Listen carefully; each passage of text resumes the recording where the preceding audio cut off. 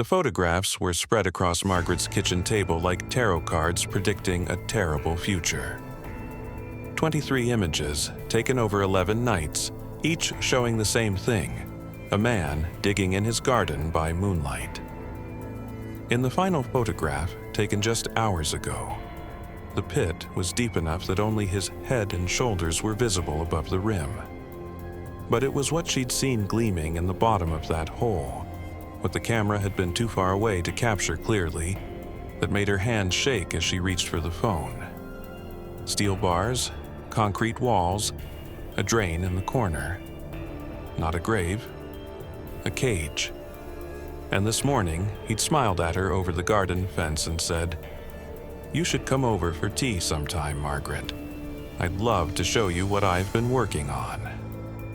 6 weeks earlier, the cottage next door had been empty for nearly a year. Margaret Whitmore had grown accustomed to the silence, the way the honeysuckle had begun to reclaim the stone walls, the gradual surrender of the garden to wildflowers and weeds. She rather liked it that way. After 37 years of whispering in libraries, enforcing quiet with a look, she'd earned her own silence. The village of Lower Witchwood suited her perfectly, a scatter of honey-colored cottages tucked into the Gloucestershire hills, where the most exciting event was the quarterly farmers' market, and everyone knew everyone else's business, though they pretended not to. Her days followed a comfortable rhythm: morning tea overlooking her garden, where she grew vegetables with the same methodical precision she'd once cataloged books. Afternoon walks along the footpaths that threaded through the surrounding fields, past dry stone walls older than memory. Evenings with a book, a glass of wine, and the BBC murmuring companionably in the background. Her husband had been dead for 12 years. Her daughter lived in Singapore, and Margaret had made peace with both absences. Then the removal van arrived on a Tuesday in late April. She watched from her bedroom window as furniture was carried into the cottage next door. Modern pieces, expensive looking, incongruous against the 17th century stone. The new owner directed the movers with calm efficiency.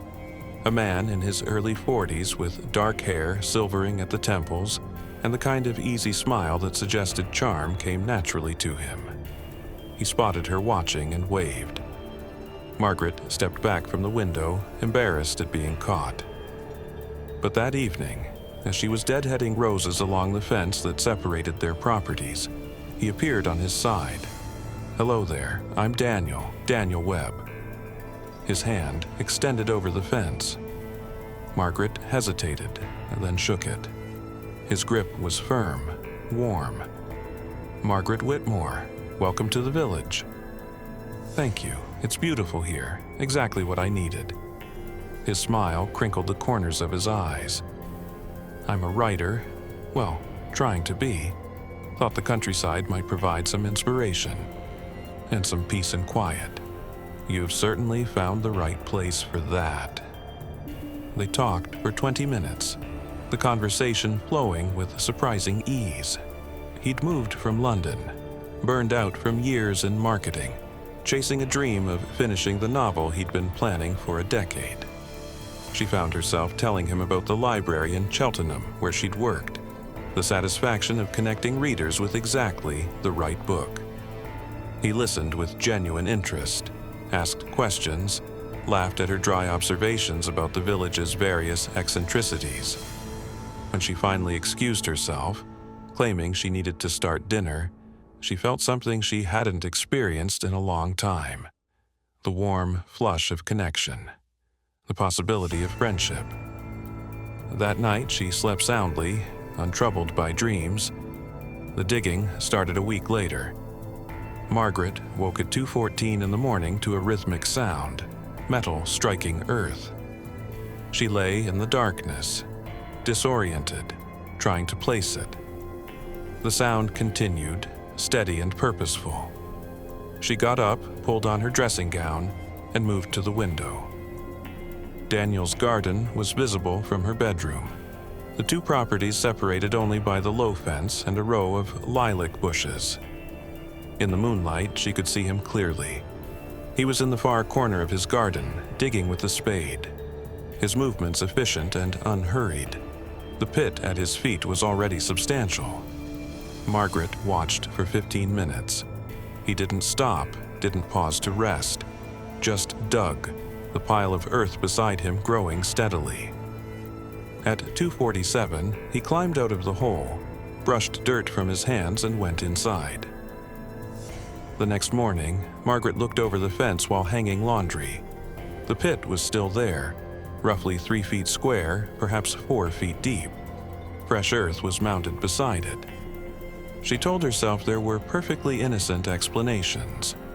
A pond, perhaps, or a garden feature of some kind. He was new to country life. Maybe he had ideas about landscaping that made sense to someone from the city. But ponds were usually round, weren't they? And who dug them in the middle of the night? That evening, she made a point of being in her front garden when Daniel emerged for his evening walk. He greeted her warmly, asked about her day, commented on how well her delphiniums were doing. She mentioned casually that she'd heard some noise the previous night. "Oh God, was I too loud? I'm so sorry." His expression was genuinely contrite. "I've been having terrible insomnia since the move. Decided I might as well be productive with it. Thought I'd put in a pond. Wildlife pond, you know? The frogs will love it." "At 2 in the morning?" He laughed, self-deprecating. I know. Mad, isn't it? But I find the physical work helps clear my head, quiets the thoughts. I promise I'll try to keep it down." "No, it's fine. I was just curious." But that night, she didn't go back to sleep after the digging woke her. She sat by the window, watching. The hole grew deeper. By 4 a.m., when Daniel finally stopped, Margaret estimated it was at least 6 feet deep. Far too deep for a pond. The shape was wrong too, rectangular, precise, the dimensions of a grave. A cold certainty settled in her chest, heavy as a stone. The next day, she walked into the village and casually asked Moira at the post office if she knew anything about the new neighbor. Moira, who knew everything about everyone, leaned across the counter conspiratorially. "Lovely man, isn't he? Bought the cottage outright, cash. Some sort of writer, I heard. Bit of a loner, but always polite when he comes in. Why do you ask?" "Just being neighborly." But she drove to Cheltenham that afternoon, used the library computers to search for Daniel Webb. There were thousands. Writers, teachers, businessmen. None of them matched her neighbor. She tried variations, different spellings, added London and marketing to the searches. Nothing. It was possible he used a different name professionally, or that he simply hadn't established enough of an online presence yet. But the absence felt significant, a blank space where information should be. That night, she took photographs. Her phone camera wasn't powerful enough to capture detail in the darkness, so she used the old Canon her husband had bought her for their 30th anniversary. Never used much, but still functional. She set it on the windowsill, zoomed in as far as the lens would allow, and documented Daniel's work. The hole was nearly complete. 7 feet deep now, the walls perfectly vertical. He worked with the focus of someone following a plan, someone who knew exactly what they were building. Margaret's mind spun through possibilities, each more disturbing than the last. A body buried there already, being exhumed. No, the earth had been undisturbed before he started. A grave he was preparing for someone. But who? She thought of village gossip, tried to remember if anyone had mentioned conflicts with Daniel, threats, anything that might explain this. Nothing. He was universally liked, charming, helpful. He'd even volunteered to help old Mr. Peterson fix his gate. Psychopaths were often charming. She remembered reading somewhere. Ted Bundy had been charming. Dennis Nilsson had seemed perfectly ordinary. On the 8th night of digging, Daniel did something different. He lowered something into the hole, something long and rectangular. Margaret's hands shook as she adjusted the camera focus. Wooden boards, she realized. He was lining the bottom. Then he disappeared into his cottage and emerged with bags of concrete mix, lowering them one by one into the pit. She photographed everything, the shutter clicking softly in the darkness. The next morning, she called her daughter in Singapore. "Mom, it's lovely to hear from you, but it's 3 a.m. here." "I'm sorry, darling. I just needed to talk to someone." "What's wrong? You sound strange." Margaret almost told her, almost explained about the digging, the photographs, the sick certainty growing in her gut. "But how did you tell your daughter you thought your neighbor was digging a grave without sounding like a paranoid old woman losing her grip on reality?" "Nothing's wrong. I just missed you. Go back to sleep." After they hung up, Margaret sat in her kitchen and felt the weight of her own isolation. Who could she tell? The police? And say what? That her neighbor was digging in his own garden? That wasn't a crime. She had no evidence of anything except nighttime landscaping and her own spiraling suspicions. On the 11th night, she saw the bars. Daniel had been working for hours, the usual rhythm of digging replaced by the sound of construction. Margaret watched through the camera's viewfinder as he lowered steel bars into the pit, positioned them carefully, poured concrete.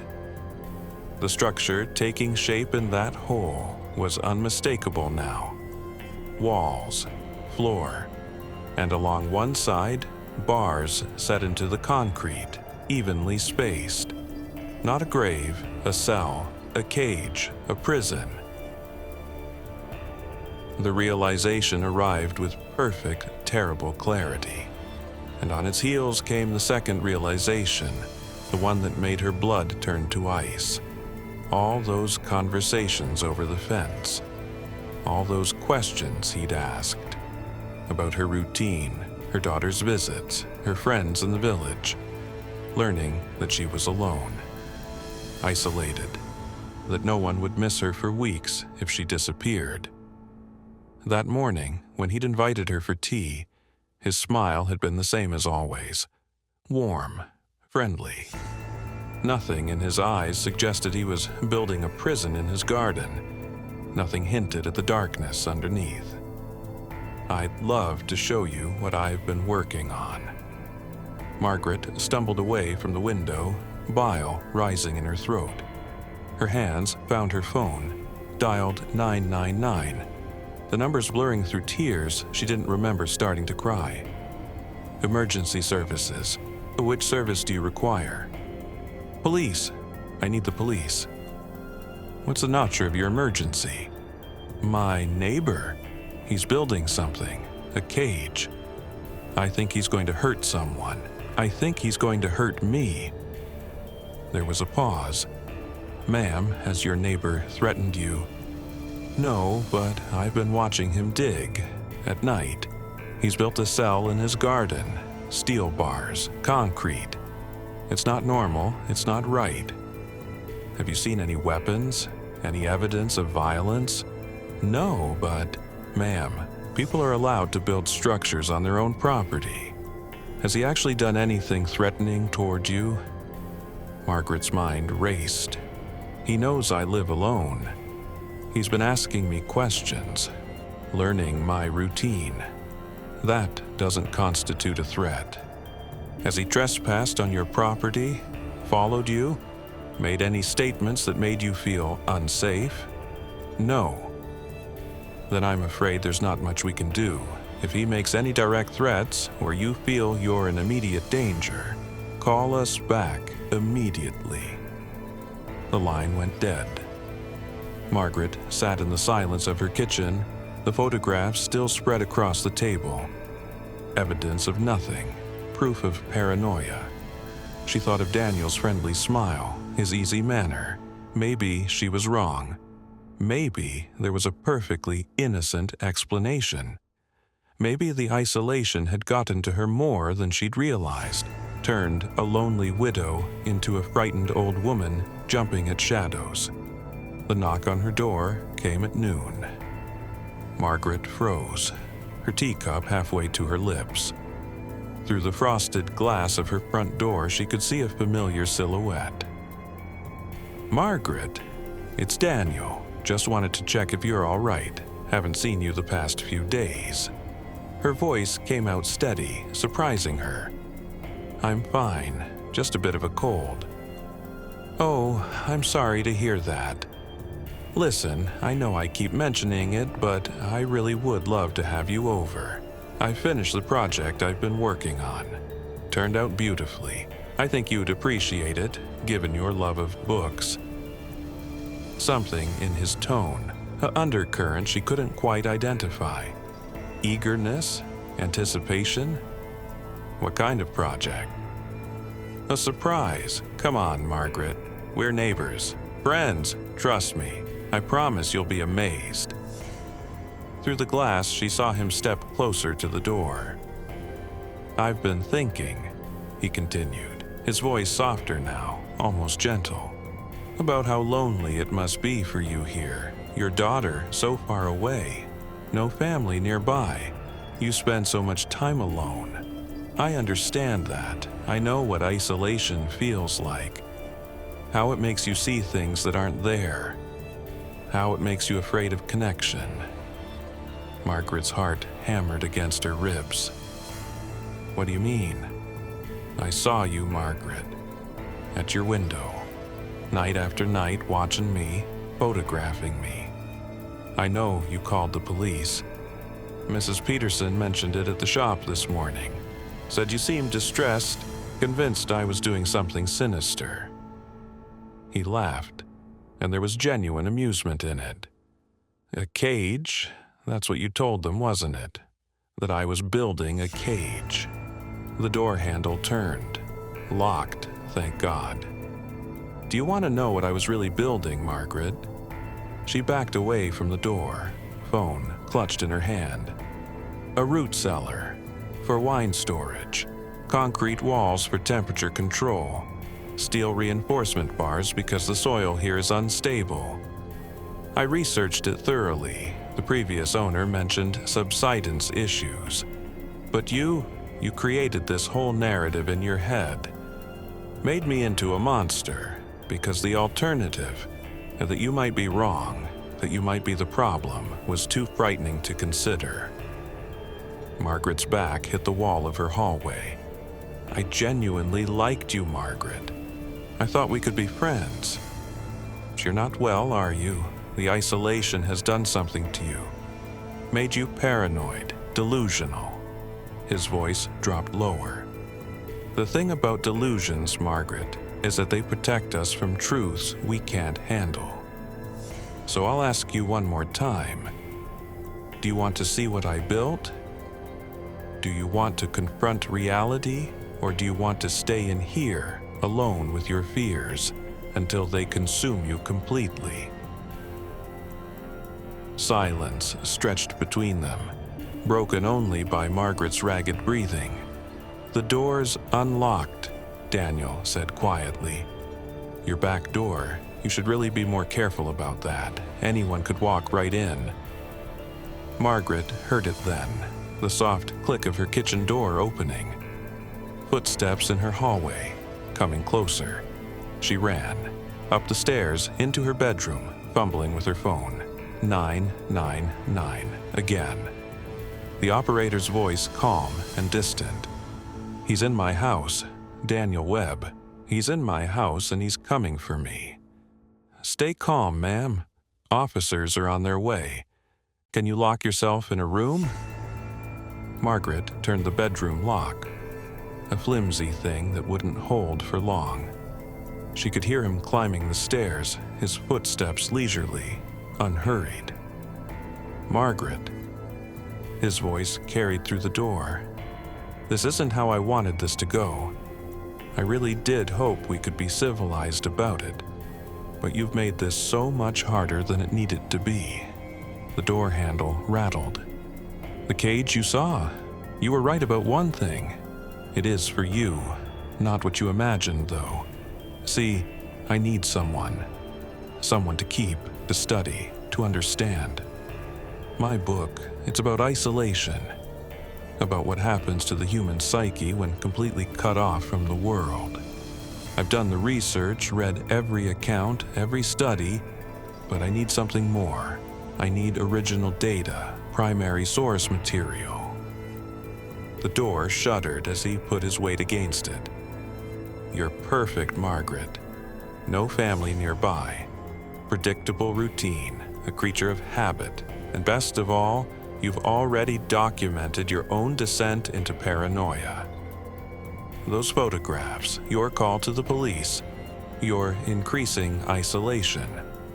When you disappear, everyone will assume you've had a breakdown, wandered off in confusion.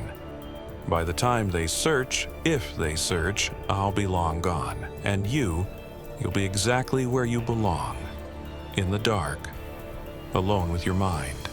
The lock splintered. Margaret pressed herself against the far wall, phone clutched to her chest, the operator's voice still murmuring reassurances that help was coming.